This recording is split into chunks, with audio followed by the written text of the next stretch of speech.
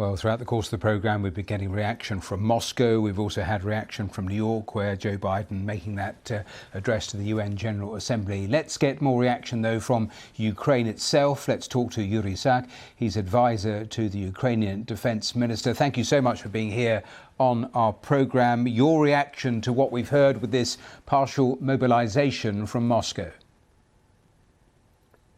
Thank you and good evening. We are not surprised, actually, with this announcement, because this is something that has been discussed for quite a while now inside Russia, as we understand.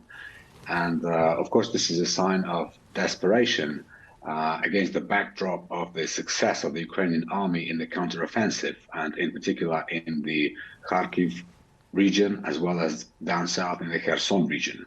So unable to achieve any military success on the battlefield, and with the army, which is at the moment demoralized and degraded, which is proven only by the fact that they are turning out to prisons and they're recruiting literally convicted murderers to join their armed forces. So this is a very clear sign that they have severe problems with their personnel. So this is a sign of desperation, and it is opening a Pandora box. And we don't think that the Russian leadership understands what can eventually come out of this Pandora box for them inside of Russia. All of that may be correct, but it will take time for all of those resources. It's up to 300,000 reservists to actually impact the battlefield. Does that mean it narrows the window for Ukrainian forces to regain more territory? The Ukrainian army is planning our military activities regardless of what are the plans of the aggressor.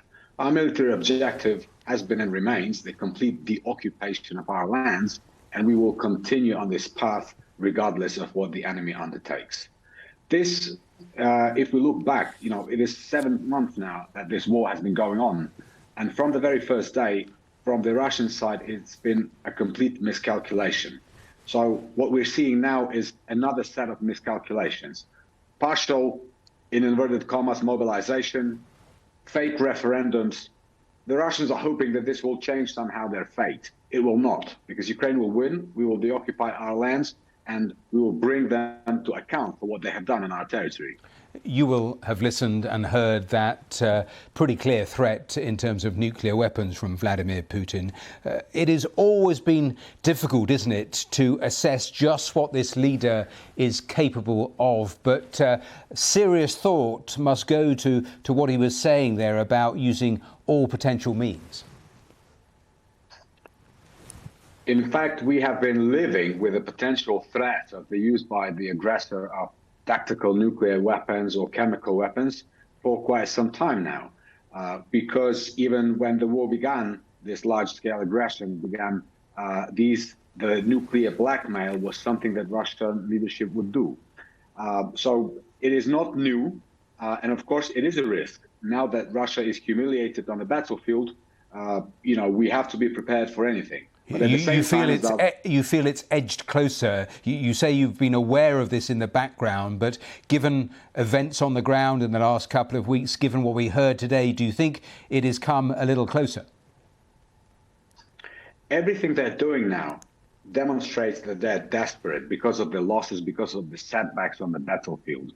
So when somebody is cornered, of course, the risk of them acting irrationally is higher. But at the same time, we hope that if not the leader of Russia himself, then at least the people who surround him understand that the consequences will be severe, and they're getting the signals from all across the international community. And, this will be the end of Russia as we know it. So we hope that they bear that in mind as well. Yuriy, we have to leave it there, but thank you so much for talking to us. Thank you. Thank you. Thank you.